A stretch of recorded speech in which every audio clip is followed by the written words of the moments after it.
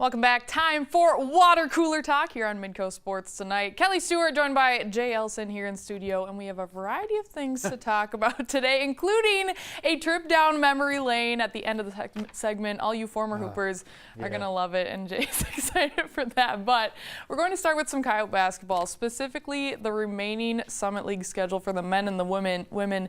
They're kind of polar opposites, but let's start with the women. And I hesitate to say this, Jay, because I feel like coaches hate this, but USD essentially did their work early. Still a lot of work to be done, but they're 8-0, and they've played what I think are the toughest road games already. Coaches do hate what you they just hate, said. They hate that. But yeah, no, you have to give them credit, because to this point, I mean, anytime you have that kind of record on the road, you're going to be doing pretty well in the conference as long as you can handle your business at home, right? Well, they've done that to this point, and including the win over Western Illinois in Macomb.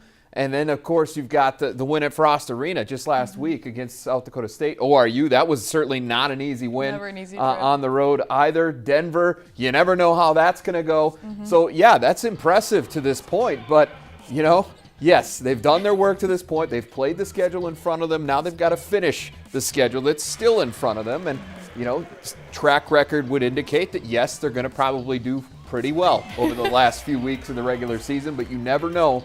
You get one off night, that's all it takes, and then you lose one, and then suddenly maybe the wheels begin to wobble a little bit, and you just don't know. But to this point, I mean, they've put themselves in a great position to finish the season strong. Yeah, really can't get much better, I guess.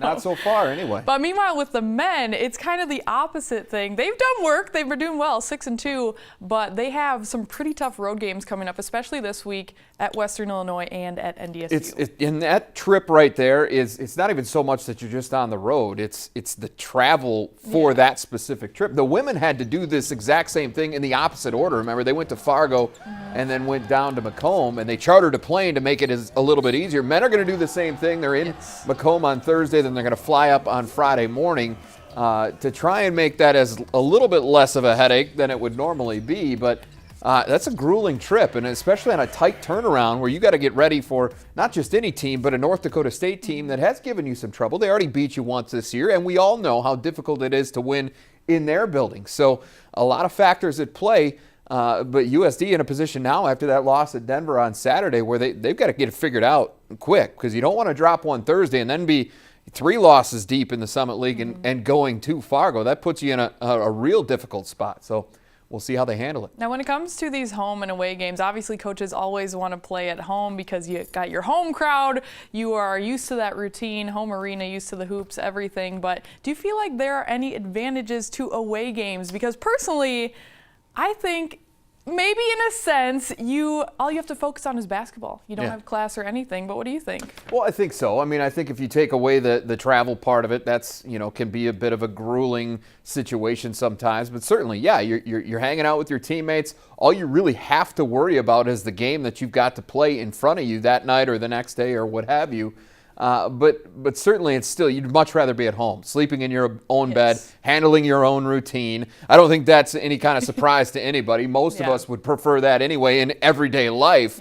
But, it is what it is. And it is an opportunity to go and get better. And let's face it, if you win a game on the road, you feel just maybe a little bit that much better than you do if you just win it at home, because you really kind of expect to win at home, don't you? Exactly, yeah, I would teams. say so. Well, moving on, we've been talking all this week about how packed this Summit League schedule is for teams like South Dakota State, USD. But an interesting thing, coming up at the end of the season, there's a lot of time between the last regular season game and the Summit League tournament. Specifically for the USD women, their last game is February 21st. Tournament starts March 3rd. The men, their last game February 22nd. Tournament still starts March 3rd and maybe even March 4th if you get a bye.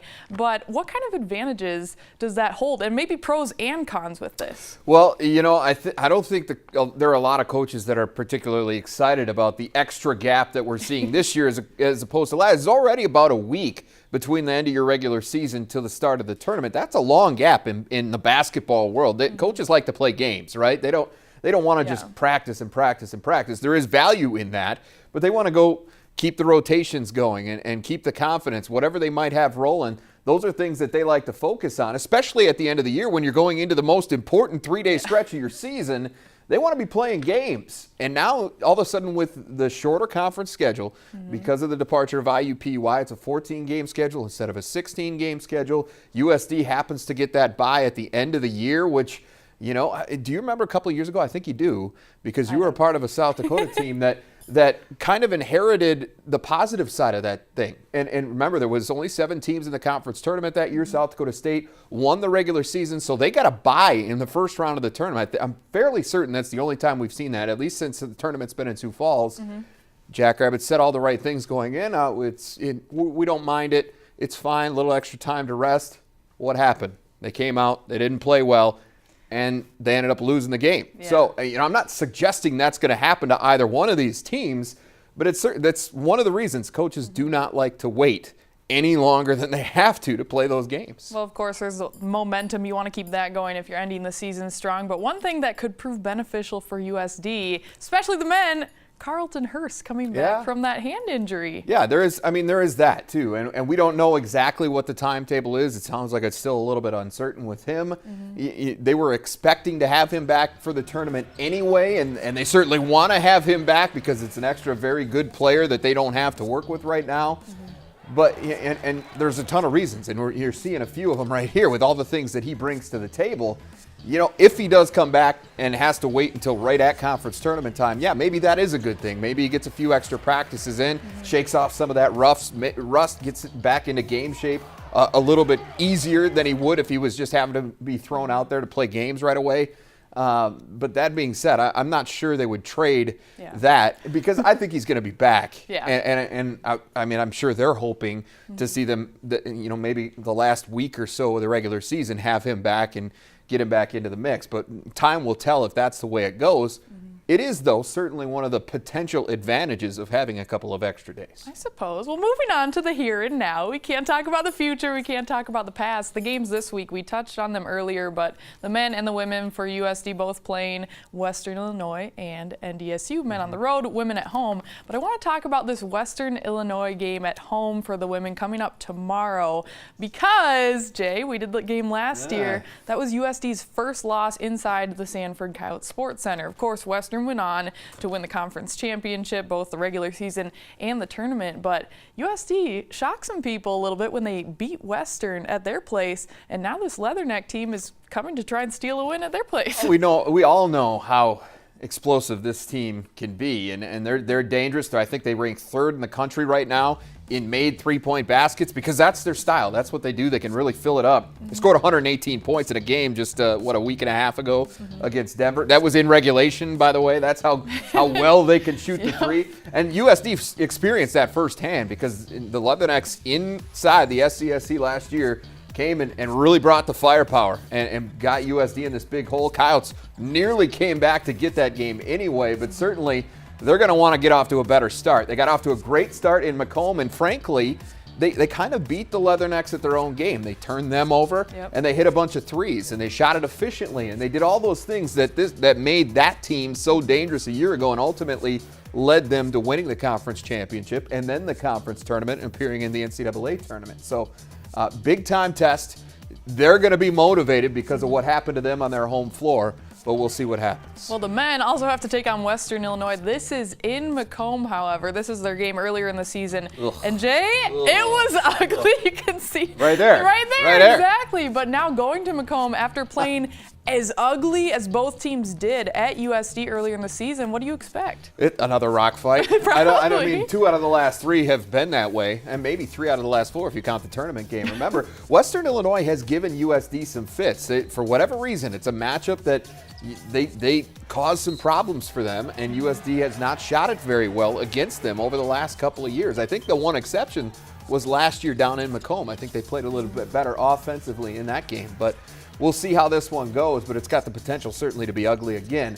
Then, of course, you go up to Fargo, you get another matchup with the Bison. You want to talk about teams that are motivated. I think USD is motivated to, a little payback for North Dakota State. Remember, last year, both teams won on the other team's home floor. That hasn't happened a whole lot in this series. Can it happen again?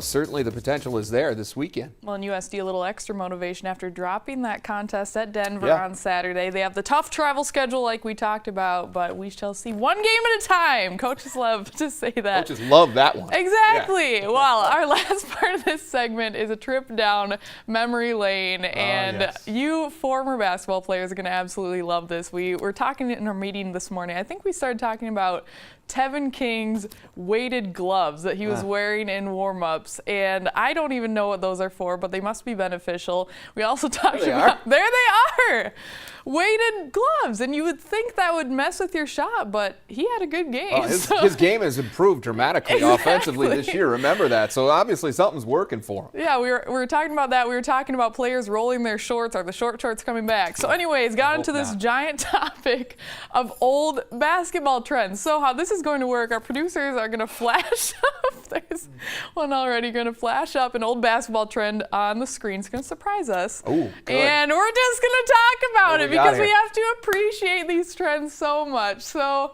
you know what? Let's just throw up whatever we can and talk about it. Jandy, what do we? Oh, there's the shorts. Bring it in. Tom Neiman used to wear something like that in college. You remember that? Yeah. There's video proof of that out there, so I encourage all of you to go find it. But just search Tom Neiman, South Dakota State. You might be able to find something like that. I think the short shorts are coming back because you're wrong. Well, not the shortest of the short shorts, but even the USD women this year, they're making them a shorter cut. And learn this from Nicole Seecamp in Australia. When she came over, we were like, why are your shorts so short? That's how they wear them in other countries. So freedom of movement. Freedom, right? Yeah. SDSU's short. Yes. Here we go. These are. That's what I'm talking about. J. Elsen, the rec specs. Take it away, Jay. All right, so you got Horace Grant up here with the sporty rec spec, Oh, and then you've got the nerdy rec spec here with Kurt Rambis, right? But the Lakers actually have the all-time rec spec team. I don't know if you guys remember this. Gosh. So Kurt Rambis, not even the big part of that. Kareem Abdul-Jabbar, rec spec guy. And then you got James Worthy, rec spec guy. You put those three together, that's quite a squad right there. You're going to get some old man Y-ball action going. And, I mean, that'd be a team. Oh, these are my favorite. I don't even know. Not rec specs. These, well, I guess they could double as them. These are dribbling goggles, and I have not seen these used in a practice or a gym in at least, well, probably since high school, but they used to be so popular. As you can see, you can't look down, so it forces you to keep your head up, know where your teammates are, but they're very stylish. Whenever, I couldn't take anyone seriously in practice when we wore them, so. Where's the picture of you in those? Well, clearly my ball handling skills weren't great, so I never. I wasn't saying that. All right, well, we will have much more of, I don't know, crazy stuff like this coming up on our water cooler, but we thought we would just switch it up for today. So, coming up after the break, get to know one of the stars for USD women's hoops, Allison Arns, a beast on the court, but a sweetheart off of it. Don't miss it. Stay tuned.